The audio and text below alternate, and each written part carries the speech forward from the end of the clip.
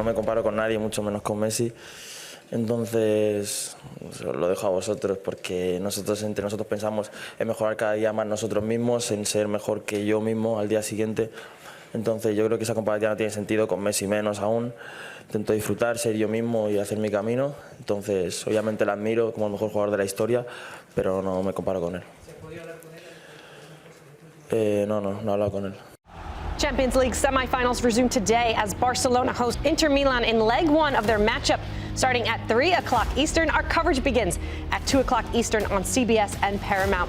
Also available right here on the Golazo network is the Star Cam, focusing on the star player for the match. And following all the action, you can head over to the Golazo network and YouTube for Champions Club. Papi Miller, Mike Grella, Nigel Rio-Coker, and our very own Nico Cantor will recap all of the action for both of the leg one semifinals with you. But I want to talk a little bit about Lamine Yamal and the Messi comparisons. He said that's not for me to make. I don't want to talk about it. That's for you guys to make. But what do you make of the Messi comparisons? I mean, there's no way it's not going to happen. Yamal debuting for Barcelona, of course, at 15, Messi doing it at 17. You must have seen the picture of baby Lamine being held by Messi for a charity calendar early in his life. So that was the only contact that has been between Lamine Yamal and Messi, even though for a while it seemed like they were going to share agents. Didn't last long, and basically Lamine has gone a different way. In fact, he's represented by Cristiano Ronaldo's agent. So that's not going to happen any day soon of them being reunited. But if you talk about comparison, I'll give you, for me, the stat of the day.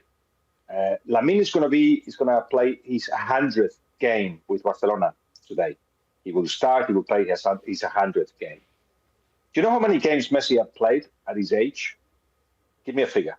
Oh, it must be low. It must be, I would say between 20 and 30, Guillem, is my educated guess. Maybe a little bit more. 40? 40? 7. No. 7. Wow. And you know what? Lamine Yamal has already participated this season only in 38 goals. That's 14 scored and the rest are assists. So his influence is absolutely huge. And do you know how long it took Messi to reach 100 games? Have a guess. Lamine is 17. How old was Messi when he reached 100? If it was 7 games at 17, I would say at 21 he had reached 100 games for Barcelona. 20. So 3 years later, he reached to 100. I mean, we are talking about, you can't compare because there is a freedom about the way that they both play. You can't compare because they both play on the same wing. This is where Messi started, of course, on the right-hand side of the attack. You can't compare because Messi didn't defend a lot and Lamine for a while didn't, but now is one of the best defenders of Barcelona, recovering the ball more than anybody else against Real Madrid in the Copa del Rey. You can go on, but I think they're going to have a similar path. I think Lamine is going to be moved to the center eventually, but I'm not sure where we're going to go with this comparison. What I'm trying to say is, like Lamine's head himself, he actually feels that he's going to do his own path. He's going to reach wherever he goes to in his own way. But I tell you one thing that's completely different. Leo was always very respectful, very cautious to weigh the animal in the rival. Lamine doesn't care. Lamine, do you know why he's wearing that new look with the yellow hair? Because, as he told somebody privately, because nobody asked him in the press conference, but privately he said, well, with this hair, everybody will know that when I have the ball, it's me having the ball.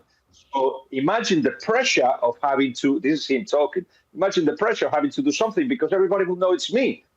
Bring it on, he said. Bring that pressure on. I think Messi may think that way, but didn't show it. He was always very, very respectful and didn't kind of go into that kind of talk. Almost reserved, I would say, for Messi. And when he spoke, no, la verdad que un buen partido, you know, the basic. In Spanish you say cassette, because it's the same answer every time. But Lamine, yesterday in the press conference, was dropping zinger after zinger. He speaks with a lot of nonchalance. He says, while I'm winning, they can't say anything. When they beat me, they can, finally, right? This was on Real Madrid. So he has this sort of arrogance. It's not too much. To be honest, it wasn't like, oh, this kid is so cocky. I think it's almost refreshing to see him speak because he speaks so naturally, like any 17-year-old would have. He was asked about pressure, Guillem, yesterday, and he said, I don't know, pressure, I left it at Parque de Mataró, where he's from, right? A long time ago at home. Like, give me a little glimpse of Mataró and where Lamine is coming from that has produced this kid that is taking the world by storm, that he's ready to be the best player in the world now. Yeah, he's fearless, isn't he? Mataró, Rocafonda, which is the district in Mataró, which is just outside Barcelona where he lives, is an area that is hard to grow up in and succeed. It's not one of those areas where you automatically get given a pass towards success. You have to work very hard to get out of it and then succeed. It's very multicultural, but has got really problems with drug addiction, and there is not, half of the people in Rocafonda don't have a job. So it is a place where there are lots of rules, lots of values, which he carries with him, but at the same time, where a little bit when you play football, everything goes. So in the kind of pitches that he was talking about, where he had no fear, he was playing with all the people. So it's one of the, I would say, look around. There aren't many street players. They're all like academy players. And even though he eventually moved to La Masia, partly because generally La Masia is for those that live outside Barcelona, far away from Catalonia. But in this case, they felt that for a good education, an organization of his head, if you like, that he needed to be in La Masia. So academy entered his life very, very early.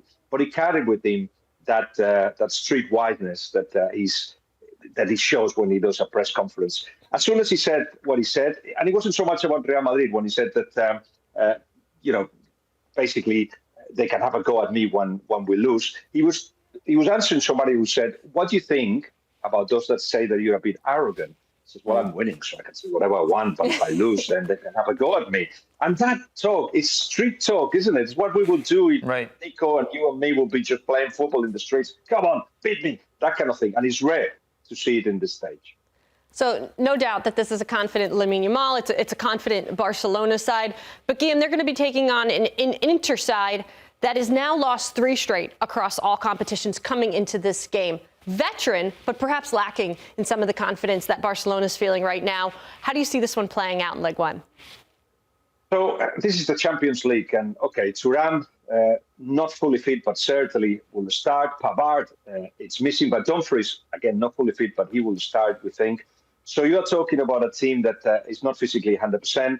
Even Simone Inzaghi had said it himself after the defeat against Roma that weekend. Mentally and physically, they're not 100%. It doesn't matter. It's true that Inter Milan require a lot of physicality for the brand of football that they do. So when they lose the ball, the pressure high straight away after losing the ball is very, very good. It's going to be a hard day for Barcelona because they will choose well. It's not by chance that they've only conceded 5 goals in 12 games in the Champions League. But it's true. Without Thuram, as you can see, 3 defeats, no goals scored. But it's the Champions League. I think rules change here. They want to come out alive of the Montjuic and then try to do something else, something better next season. It's just that Barcelona are fearless and rules don't apply to them. And they will just go at you. And as Lamine Yamal again said to Araujo before the cup final, if Real Madrid scores once, we score twice. If they score 2 times, we score 3 times. Not a problem.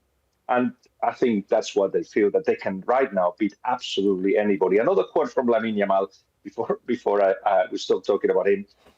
Wins the European Championships, and he comes to pre-season with Barcelona and said, guys, how about winning the treble? Just winning everything. Who talks with things like that? No, it's just that winning mentality is good. It's unbelievable because I think we said 17 years old so many times that we become numb to the fact that he's 17 years old. You know, this kid is in high school. It's not normal for him to be just carrying himself with nonchalance in the Champions League final like the best player on the team, and I'm going to get it done and blah, blah, blah. The only thing he does that makes him look like a high schooler is the 2 sunglasses he was sporting the other day. That's the only thing that says high schooler. And the TikToks. But it's normal that a 17-year-old, it's very not normal that he does it in the stage that he's in. He's like unconscious of the situation that he's leaving. But I tell you that as soon as he said some of those things in the press conference, the press officers of Barcelona rang a bunch of us to say, he's only 17, so don't go too mad with what he said.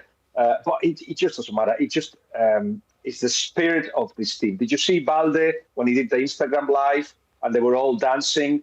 All the kids were dancing. Right, they're 17. I was listening to Spanish radio. Guillem, I was listening to Spanish radio last night, and they were talking about this, and they're like, "Oh, but this arrogance." He's a kid that is having so much fun, which is like, I get it. Look, you can nitpick. Was it a little bit arrogant? Sure. Who wasn't arrogant at 17? I can't imagine if I was playing in the Champions League semi-final, the best player on my team.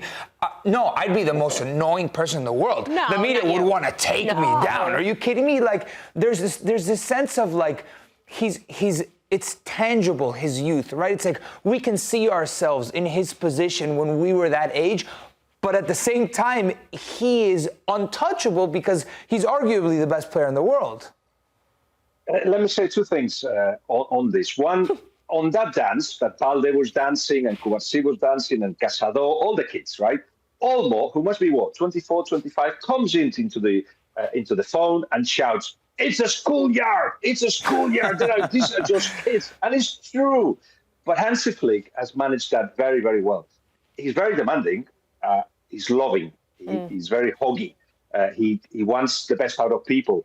He has everybody involved. A couple of upset players, but mostly they're very happy. To Lamine, he's told, if you don't do what you're supposed to do, you'll be out of the team. So the demands are there. But he's realized that if you leave that spirit free, that fearless spirit that Lamine and the young kids of Barcelona have, the team benefits from it. And I tell you one more thing, and I think this goes for you as well. I look forward to seeing Barcelona. When you watch 100 games a season or more, 200 games, whatever it is, when you travel so much, football becomes one thing that you do for living, watching football. But when Barcelona's on, I will put it on whatever I'm doing. Even if I'm out with the friends, the phone will be next to me saying, "See what these kids are doing today." And that is a gift. That is a gift to us.